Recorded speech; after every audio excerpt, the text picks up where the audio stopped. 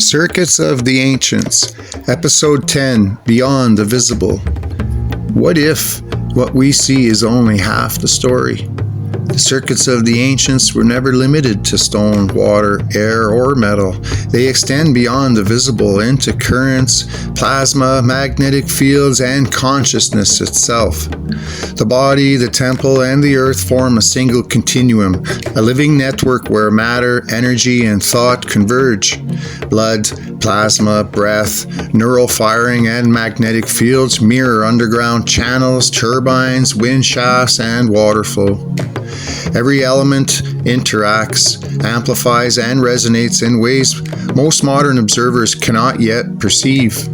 Hidden layers of energy pulse silently beneath ruins and landscapes.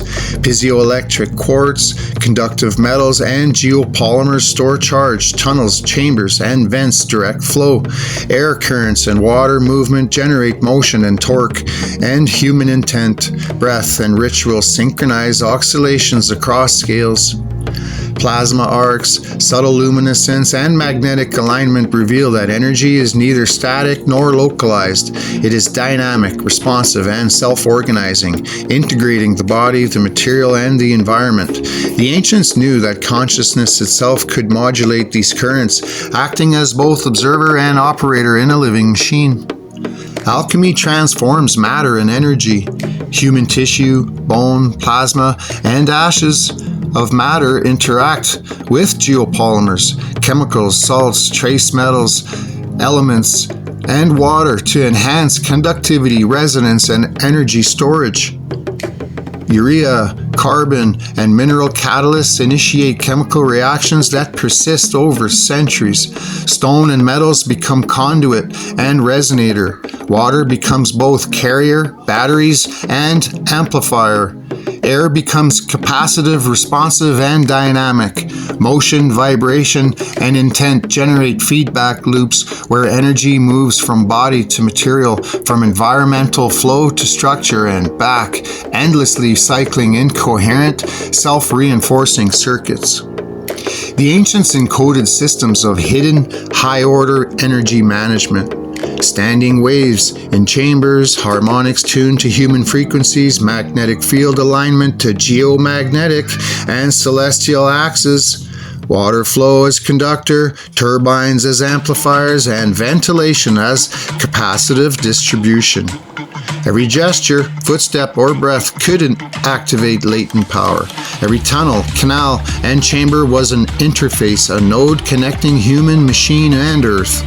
Plasma, magnetic fields, and ionic currents were manipulated, amplified, and focused, producing phenomena that modern science struggles to fully explain or has truly kept suppressed, controlled, and profitable.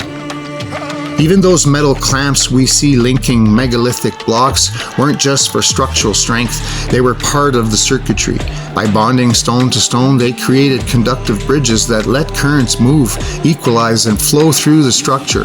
The dogbone shapes, the channels, the precision cuts, blocks with hot or cold pore breaks, they function like junctions on a circuit board, stabilizing the structural mass while completing electrical pathways.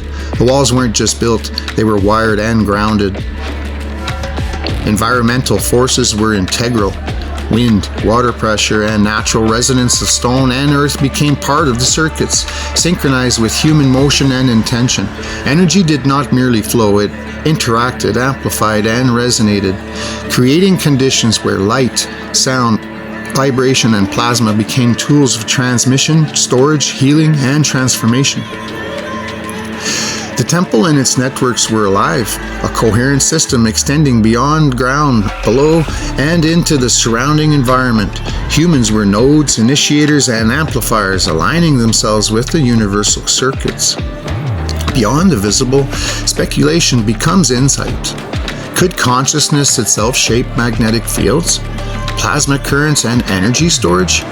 Could ritual, meditation, and alignment tune resonance, activate latent currents, or even influence matter at a subatomic or energetic level?